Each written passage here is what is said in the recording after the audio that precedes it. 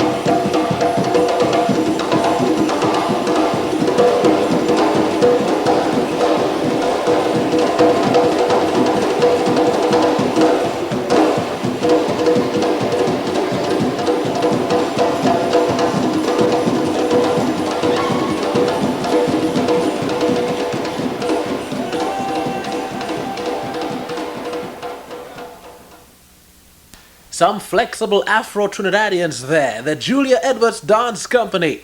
Well, Julia Edwards is the leader and choreographer of the dance company and, of course, has been with the group since its inception. Well, Julia Edwards won the Hummingbird Gold Award at the Trinidad and Tobago's National Awards back in 1962 for her contribution to folk and limbo. Well, G.B.T.V's Rolf Warner took the opportunity to have a chat with Julia Edwards in Trinidad during the carnival celebrations, and Julia began by speaking about the human and flaming limbo.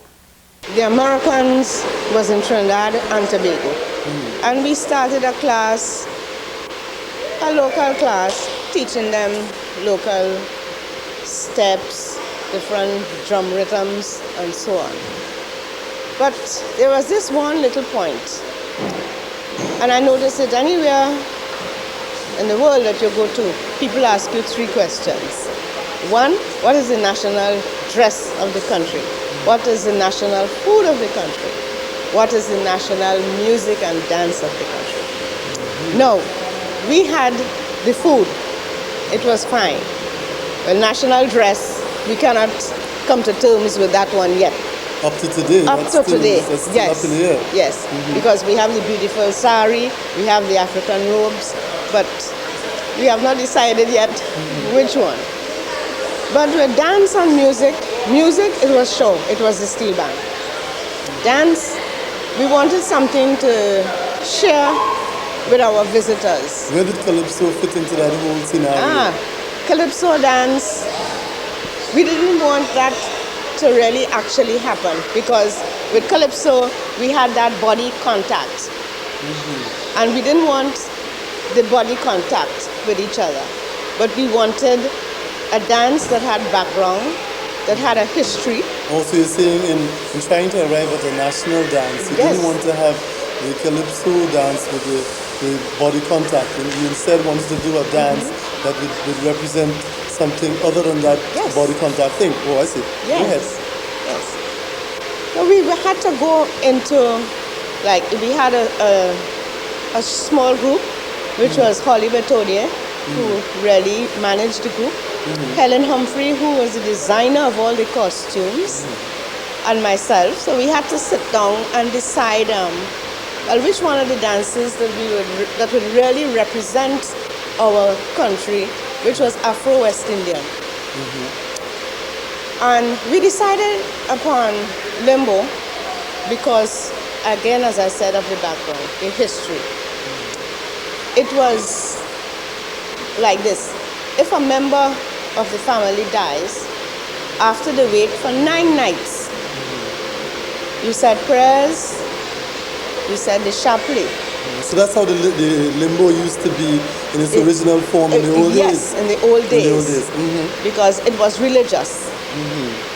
Now the family would kneel at night when they say the chapelet, and the rod was made from the wood that the coffin was made from. And they would say prayers that the low state of the departed person will move quickly from that low state to the heavens. Now that was from low to high. We had to change the complete concept. We had it from high to low. Alan Humphrey had to change the costuming because it was black and white. It used to be kind of big, sad. Yes. Yeah, that kind it of was a big bereavement colors that we're so familiar and with. in those days they wore big white petticoats with black chemise and, real black and white. Decided you wanted to use colors more exotic, brighter colors to give the and Caribbean we had to change flavor to the whole thing. Oh yes, and we had to change it to represent Trinidad because we were cosmopolitan. I see. So we came up with the format. This short candle for the African, the bells for the East Indians, and the hair tie Spanish and French style. So we had our African and our East Indian joining. So you even incorporated the various ethnic groups in the dress. Into the dress and into the rhythms. The drum rhythms. The drum rhythms, you notice, would change during the complete dance. Yes. It will change from East Indian to African, back to East Indian, and end with the African. Julia Edwards on CultureShare. I am Harold PYSADEE. Stay with us.